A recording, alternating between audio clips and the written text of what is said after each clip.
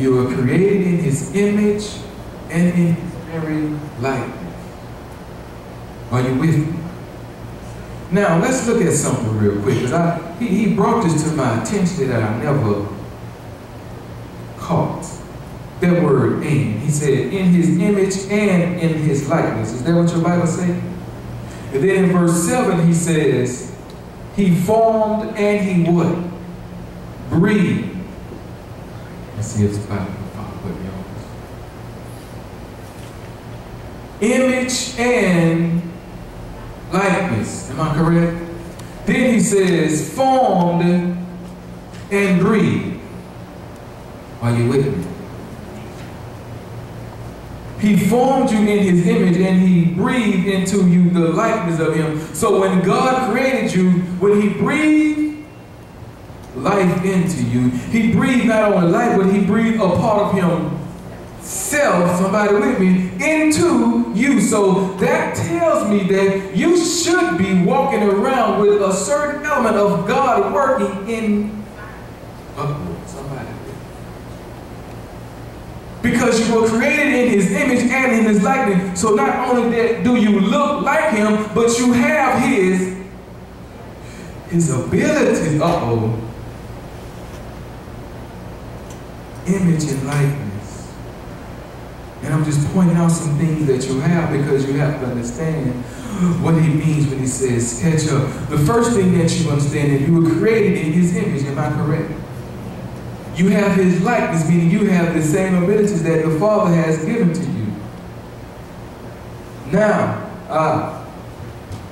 somebody wondered, what this got to do with ketchup? I'm glad you asked. I'm going to show you in a second. Just give me 1 second. Let's turn to the book of Luke.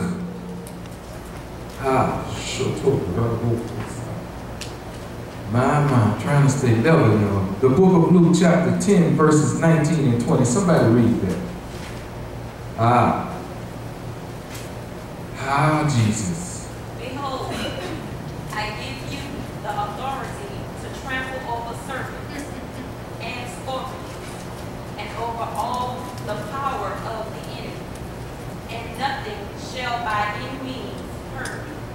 Verse 20. Nevertheless, do not rejoice in this, that the spirits are subject to you, but rather rejoice because your names are written in heaven. He said he gave you power to tread on serpents and scorpions and over all the power of the what?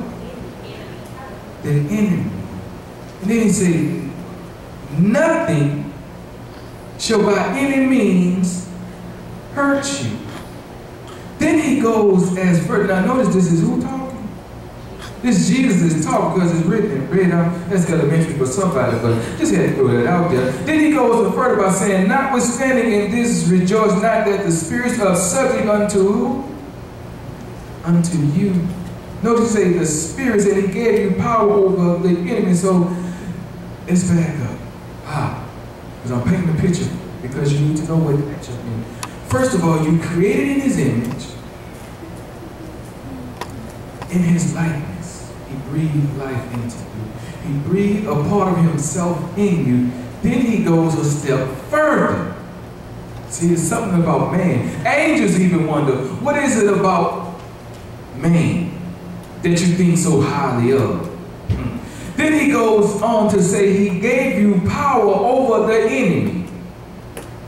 And then he goes even further to say that every spirit, but I need to describe that spirit so you will know what it means. Every demonic spirit is subject unto who? So that means that God has given you supernatural power, that every supernatural demonic force that's operating in the world is subject unto you. I'm going somewhere with this, y'all. I'm going somewhere with this. You got to walk with me.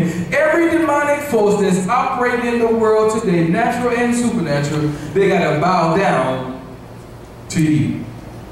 He didn't say some, he said all power. That same power that the enemy was stripped, he was cast whatever, that same power has been given to you. So this is my question in that verse. Why are you still subject to the power that's supposed to be subject? Somebody don't want me to. Why are you still bound to that certain demonic oppression when it's supposed to be subject to you? Why are you still allowing that demon to have his way with you when you're supposed to be having your way? You got to catch up. There we go. You got to catch up. You got to catch up to what the Father has already done. See, it's us that's behind time.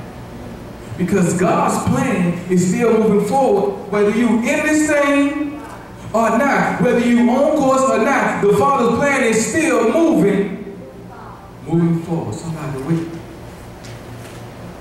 So this is my question. Is God's plan moving ahead of you? Or have he lost? Have he lost you? Have he lost you in this race called faith? It's time to catch up, saints. You have a work to do. But you cannot do that work if you're not where you're supposed to be. Somebody with me. You are supposed to be somewhere in God. Thank you, Holy Ghost. The Spirit of God. Oh, I don't want to expose you. Okay. The Spirit of God. The Spirit of God that's in you knows exactly where you are supposed to be right now. Now, whether you are where you're supposed to be, that's a whole nother subject. But the Spirit of God that's in you, and I had to experience this for myself this week, y'all, I'm telling you. The Spirit of God in you knows exactly where you're supposed to be. The Spirit of God in you knows exactly what you're supposed to be doing. Trust me, I know. So why are those demonic forces not subject to you?